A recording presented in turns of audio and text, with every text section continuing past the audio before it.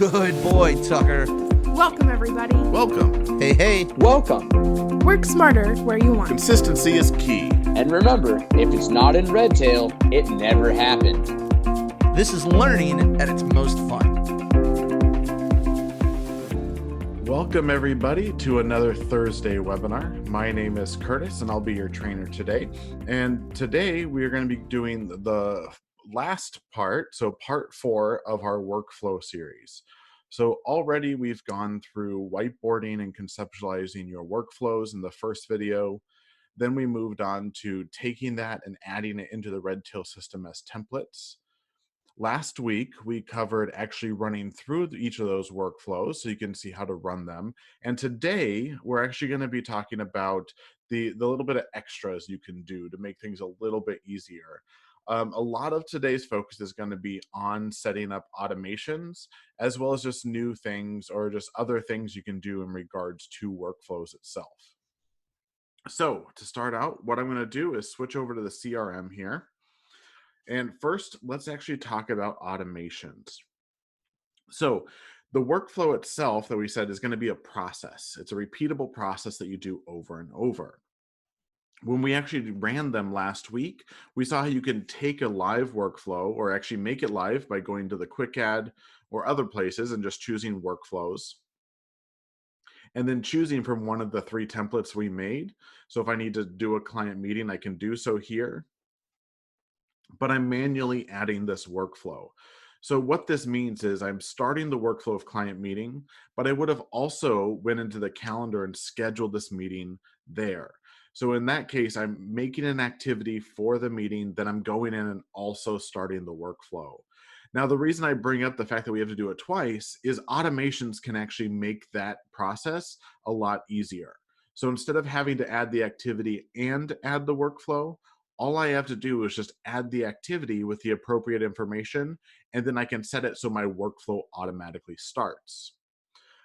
Also, in regards, we're going to talk about how we can do the same thing with like the client contact information update.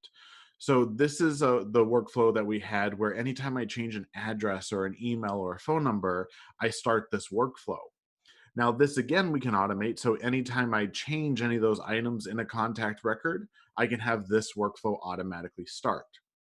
So that's where we're going to begin today, is creating 2 different automations to make both of those workflows that we built in this series start automatically. So let's do that. We're going to go to our name in the top right-hand corner, and we're going to choose Manage Your Account. Once you're on Manage Your Account, I'm going to come down to the middle where it says Manage Templates, and the second option will say Automation Templates. Right from here, you'll see, and now in this demo database, I already have quite a few automations going. And so what I'm going to do is I'm going to clean this up because we don't need this address change one because we're going to rebuild that.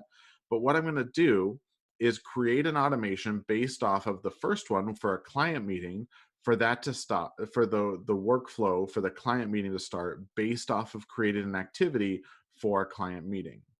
So to start a brand new automation, I'm going to choose Add on the right-hand corner. And then it takes me here to where I can build out the template. Now, up at the top, you'll see there's these tabs, and it says, on this event, do this action if. All right, so that's the order that we're going to build this automation. So on this event, so what I'm first going to do is name the automation, and let's just do it. We'll do client meeting because that was what our workflow is based off of. So client meeting is going to be the automation name, but the trigger event. So what is the actual event in the database that I have to do to make sure that this can start automatically? You'll see I have things like account, activity, contact added. I have different items in regards to contact card information like address, email, or phone being added or changed. You can even do things based off of a status changing or even the name of a contact changing. These are all different triggers that can start an automation and then have different reactions that can start our workflows. So in this case, since the client meeting is an activity, we're going to use the trigger event of activity added. Now, on the event of the trigger event activity added, I can now click on do this action, and you'll see I have different reactions here. Now, you can set up to email a user or a team, but in this particular case, I'm going to choose to link workflow from template. because every time I add an activity, I want a workflow to start. And so the action item is then going to show my available workflow templates. So again, this means you need to build the workflow templates first before you can then set up the automation to have them trigger. In this case, I'm going to choose the 2020 client meeting that we had created in the series. And then I can move further down to my conditions. Now there's two types of conditions. There's if all and if any. You can set up conditions in either item, but they mean different things. If all means I can set up multiple conditions. And what a condition is if I add one over here, is something like where the activity type has to equal a specific item. And so I can say that the activity type has to equal client meeting. So that's one of the conditions. The reason it says all versus any means if I put multiple in line here, it means every single one of those items has to be true in order for the automation to go. If I add those items under if any, it means I can have two or more items here and only one of them has to be true in order for it to continue going. So if you find yourself saying something like it can either be client meeting or it can be client review meeting, it can be either of those two items, then I cannot put both here. Because if I were to come back under if all and add another activity type, that is equal to, and we'll put client review here, because let's say, for instance, I use the same workflow for either of these two items. It's a client meeting either way.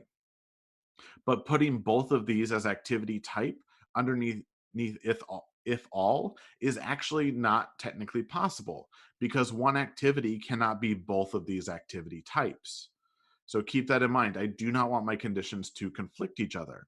If you find yourself putting the same condition item of activity type, then those belong over under if any conditions. So let's actually go ahead and do that. I'm going to remove them from here, come over to the right and choose if any conditions, choose new condition, and we'll do activity type is going to be equal to client meeting, or activity type is going to be equal to client review. Now, again, you don't necessarily have to put multiple items. If it only is based off of one activity type, that's definitely fine. So this is only if I want this automation to start of when adding an activity, I'm either selecting this activity type or this activity type. But again, this is just client meeting. So what I'm going to do is remove them both again, and just I'm adding one condition. All I want it to be for is just for client meetings. So again, activity type is going to be equal to client meeting. Just that one condition is all I'm worried about. So if I click back on this event, what this automation template is telling me is on the event of an activity added, it's going to link the workflow, the 2020 client meeting, if the activity type is equal to client review. So if I hit create automation, that is now ready to go. You'll see that I have one for client review and one for client meeting. So let's say, for instance, that you do have a different workflow for a client review versus a regular client meeting. You can set them up as separate workflows and also as separate automations here.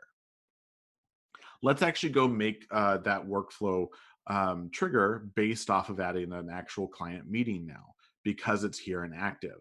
So what I'm going to do is we'll go to Tim Taylor.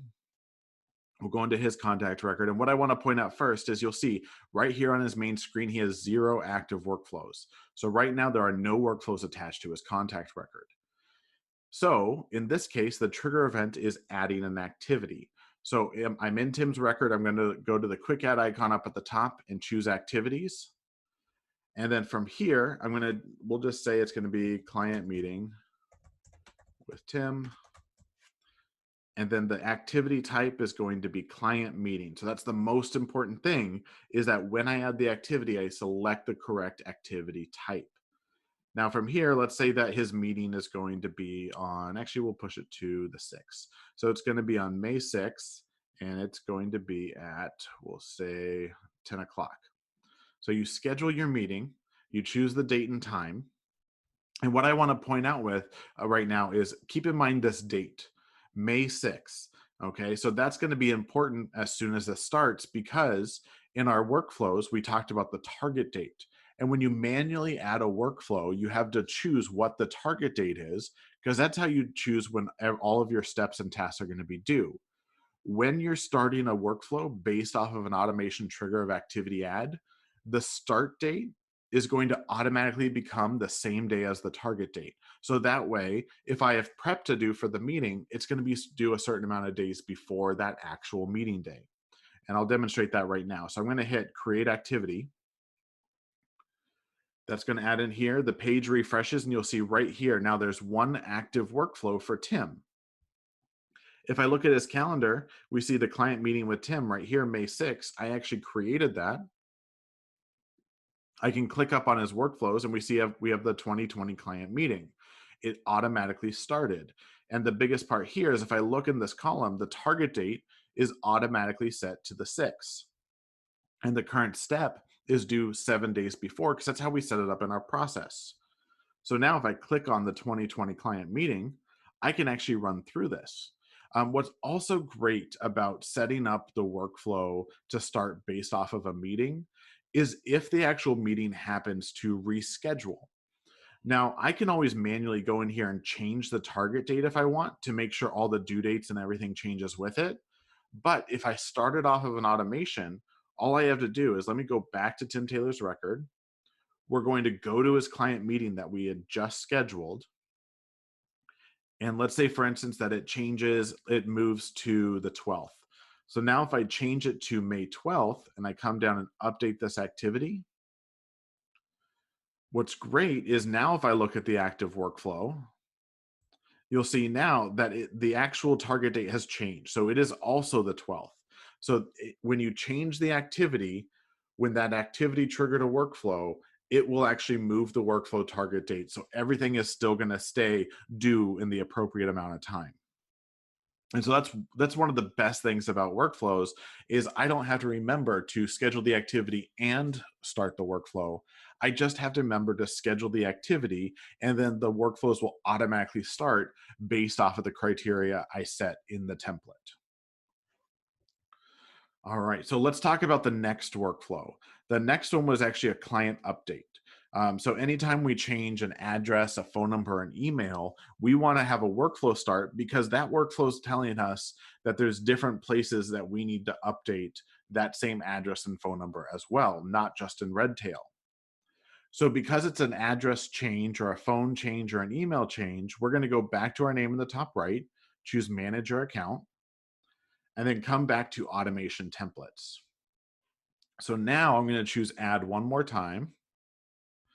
And then on the event. So in this case, the trigger events, let's look. We have different ones for the actual information that's being changed. So contact address change. We also have contact email change, contact phone change. So those are the three types of changes that can actually occur that I want to start this workflow. And what that actually means is I actually need to create three separate automations that all trigger the same way. So in this case, let's do address change. And this trigger event is going to be contact address changed.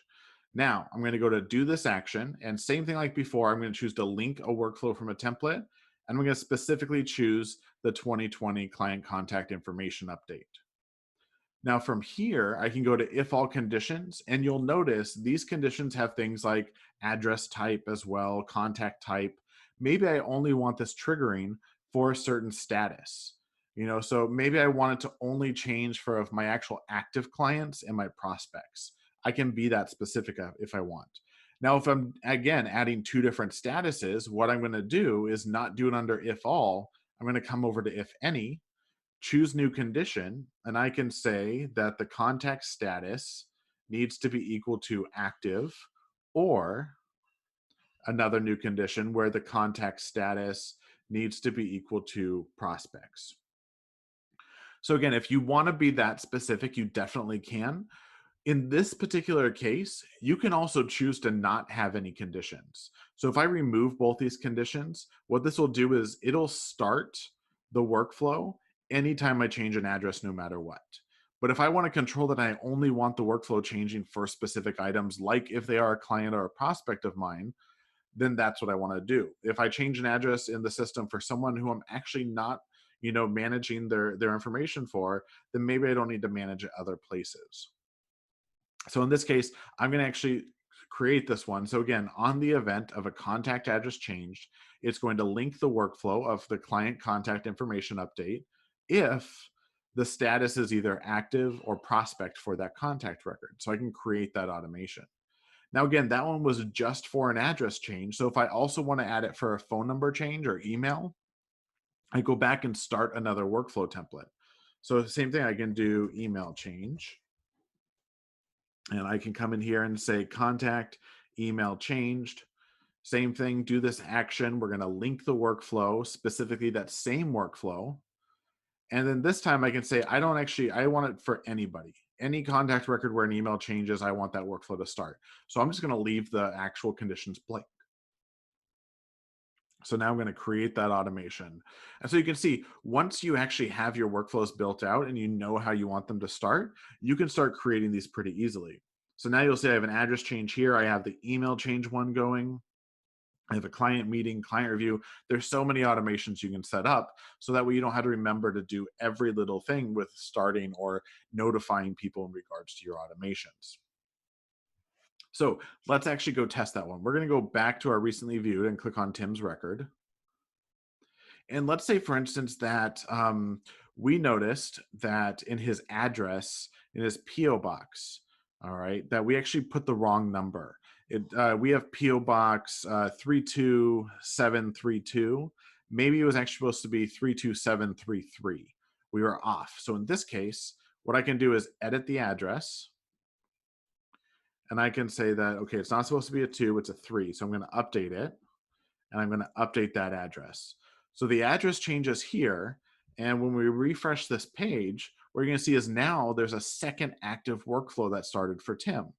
You'll see there's a number 2 here. If I click on the 2, you'll see that he has the client meeting workflow going still, but also the client contact information update has started. So now I can open up that workflow and make sure and manage to verify everything and then push forward and go through the rest of that actual workflow and update it in all the other places we needed. So again, we built out these workflows to make sure that we're not going to miss updating this contact's information in other programs. And so anytime we change it in RedTail, it's going to start an actual workflow that reminds us to make sure to get those changes done. It's great because you can make sure nothing's going to be falling through the cracks. That's what workflows are for. It's repeatable processes to make sure that you're not missing anything as you go along. Now, again, in regards to automations themselves today, we're only really going to be covering them with workflows. There is a lot of great information further on our automations, and I do want to point that out here. So if you do want to get deeper into automations, if you go to the question mark and then go to RedTail Help Desk, you have the ability to come over here and click on RedTail Training. You can search automations in the top right as well, but you can actually come and then click on our live recorded webinars. We post all of our webinars here. And you can come down, and the best one that I'm going to suggest is called RedTail Essentials Automations. And so you'll see a lot of them are listed as RedTail Essentials here. You can come down, and you can see the RedTail Essentials Automations video. You can select it. And this actually dives deeper into all the other options that automations can do for you. All right, so back to the CRM here. Let's talk about the third workflow that we created. That last workflow, and actually let's go look at the template. So I'm going to go to manage your account and then come over to workflow templates here. The third one was actually a 2020 seminar workflow. Now this one was essentially just a general checklist where it's do a week before the actual event. So this is telling me I had to put together the guest list, things like that. Now we showed you how you can just, again, go to the quick add and start this actual seminar event workflow. But if you actually have a seminar set up, so if we come over to seminars on the left-hand side, you can create a brand new seminar. So let's say, for instance, right here, there's this client event seminar going on. I can open it up. And then over on the right-hand side, you'll see how it has different stats. And if I scroll down, you'll see other things where I can link in right here, linked workflows. Okay, so I can actually attach a workflow to a seminar. Workflows do not always have to go directly attached to contact records. So if I want to attach that workflow that we built, we can go add right over here within the workflow or within the seminar, and I can choose to create a new workflow. Now, currently, there's no automation for when you create a seminar to start an actual workflow. I do know that we have that in as a suggestion, so hopefully maybe we'll see advancements that way. But in this case, the enhancement is I can come in here and choose my 2020 seminar, and I can say, choose the date that the seminar is going to be on, and that is going to start my workflow and link it to what I'm actually working on. So right here, this workflow is now attached to this seminar. If I want to open it up, I can click on it and then run through the seminar just like I would any other workflow. And again, you'll notice up here at the top, it's not linked to a contact. It's about the seminar in this case. So anytime I need to manage that, I can access it by either just going to seminars, going into the seminar from this page, or I can even just go to the workflows page and I will see that same workflow listed. All right, so the 2020 seminar is still going to be here on the main workflows page and available for you to use. Now, a few other things I do want to point out about active workflows is you can actually run different PDF reports. If you do need to print out for some reason of any of these, and you want to see where you're at in regards to it.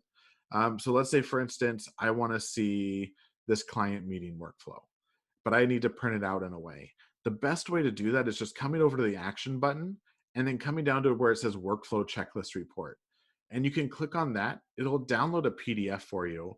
It'll actually have everything. It looks like right now my download just got blocked. One moment. There we go. We'll open that up. And then what you'll see is here's all the steps. If you've marked them done in the system, you'll actually see it marked off over here on the left underneath the done column. But you can see exactly where you're at in regards to your actual process if you do need to print it out. So that's a great addition as well. Also, in regards to attaching workflows, it doesn't necessarily have to be to seminars as well. If you have an opportunity and you want to set a workflow, you can do the same thing. So if you go into any one of your opportunities, over to the right-hand side, you'll see I have a linked workflow section. So if you do set up a workflow for a specific opportunity process for your sales pipeline, you can add the workflow here and link it as well. So it gives you lots of opportunity to make sure you can set up your processes and manage them in an easy way. Thanks so much for joining us today for this particular session. If you have any questions, please don't hesitate to give us a call at 800-206-5030, option 3 for support, or just shoot us an email over to support@redtailtechnology.com. Thanks a lot and have a great day.